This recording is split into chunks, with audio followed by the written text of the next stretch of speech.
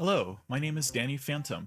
This is a little video I wanted to make for those in the archival corners of the YTP and video tennis community, specifically those who are compiling matches, whether it be through independent operations, or if you are working with me on building the libraries of matches in the You Would Be Welcome account. My dear friend, fellow forum admin, and fellow tennis enthusiast Infinity Snaps has created this awesome invention called GameSetMatch, or GSM for short, that now allows the process of compiling matches to be automated as opposed to the manual compiling that we were doing in the years previous. And I'm going to make a little video about how to use it. I use it probably the most out of everyone so far. SNAPZ and I together have been doing pretty aggressive troubleshooting with it to sort out all the weird creases and folds in the software. You'll pretty much always want to get the newest version and keep up with updates if you are interested in using it yourself to speed up your work a bit.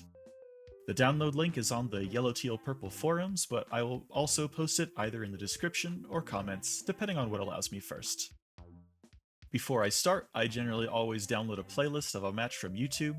If it doesn't have a playlist, I usually just make one myself, and then I download it using 4K Video Downloader, which has been my video downloader of choice since about 2019, as it generally saves stuff in the best possible quality of all the downloaders people use today. Sometimes though, regarding certain older matches from the mid-2010s or earlier, I like to draw from our large base of archived collections on archive.org. The majority of what we've saved in the YTP and tennis world there was thankfully done before the codec switch on YouTube, which now just absolutely demolishes older low-quality videos. These copies tend to be about as pixel perfect as we can save stuff, though in some cases the audio is of lesser quality, in which I like to take the additional step to comp both the good video from the archives and the good audio from YouTube to get the best of both worlds in representing certain rounds. When you unzip the contents of the GSM zip file, you'll want to make a GSM folder somewhere on your PC that's easily accessible for all that to go, and the GSM UI.py file is what you will open to get this really awesome and nice looking interface here to compile all your matches.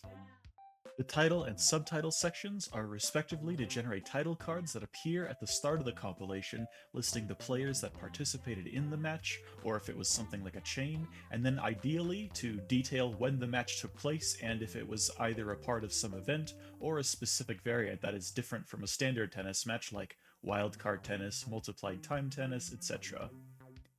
Off to the right, there will be additional title cards to mark the beginnings of each round, starting with the round number, who made it, what the video was called, and any relevant additional information to go along with each video, such as if it's a wildcard tennis, this would be where the established restriction would go, or say if there was an immense time jump of a year or more between rounds, this section could be used to notate how much time has passed in between responses. Back under the title and subtitle window, how long these title cards last is notated by title card duration, which measures how long they last on screen in seconds, with an offset of 1. 2 means they will be on screen for 1 second. I usually set this to 3, because 2 seconds for me is an ideal median. Titles aren't on screen for too long to be obtrusive, but they're just long enough to be read, or the video pausable on so they can be read. Below this, I usually leave the dimensions as they are. 1080p to me is the minimum standard that we should all shoot for in compiling our matches to prevent resolution loss. As I said earlier, YouTube's modern video codecs are now quite brutal to low quality videos, and we want to preserve our history in the best appearance that we can provide for it. I always do a frame rate of 60, because videos tend to alter between 30 and 60 these days, and this allows for no frames to be lost no matter what you're compiling. The chroma function is best left alone unless a certain situation happens that I will detail later. The encoder can be changed depending on your graphics card. Because I have an NVIDIA GeForce card, I usually set my encoder to H.264_NVENC. It allows matches to be compiled much faster for me. Now we can get to the actual match.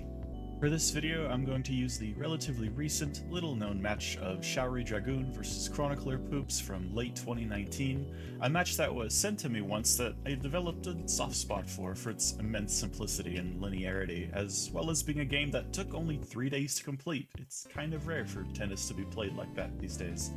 It's a 6-round match, so by pressing this plus button, I make rounds 2, 3, 4, 5, and 6 appear with the proper fields to fill out. After I input the match lineup in the title and when the match took place, I always put in the authors first so that the rotation order always stays consistent, and in selecting files, I copy the round titles alongside my selection so that the file goes in along with its title. I check back at my original YouTube playlist to make sure that I don't miss any symbols not readable in file names, and I keep going until every round has been inputted, like so.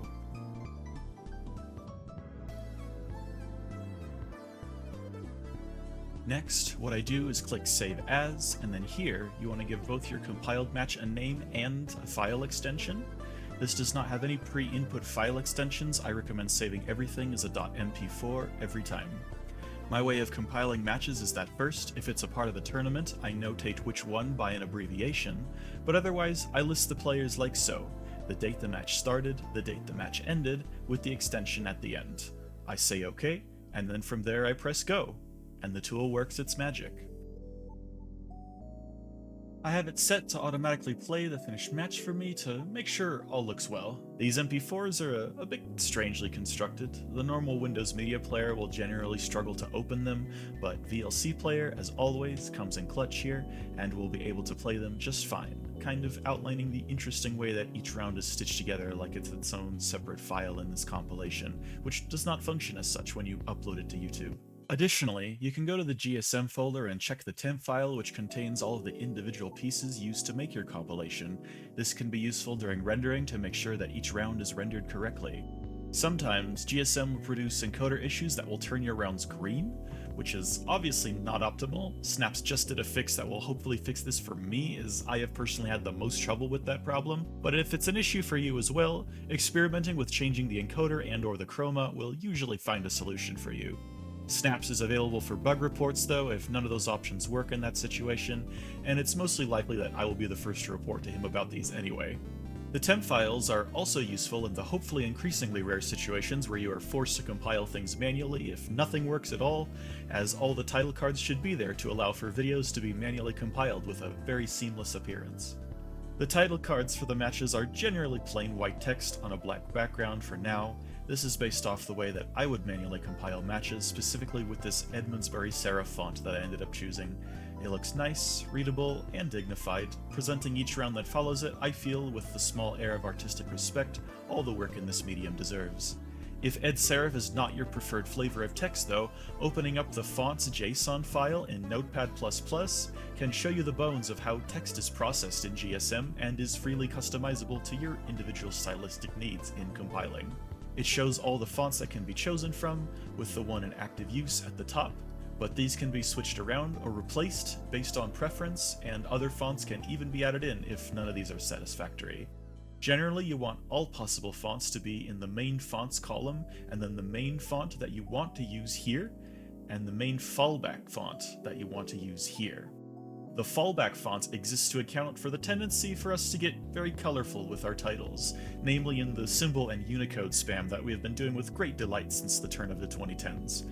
If the main fonts cannot read the symbols or Unicode, it redirects to the list of fallback fonts in order until it finds a font that can read it, which is usually Segoy UI Light or Segoy UI Symbol, which, when I was manually compiling matches, these two fonts came in clutch more times than I could count.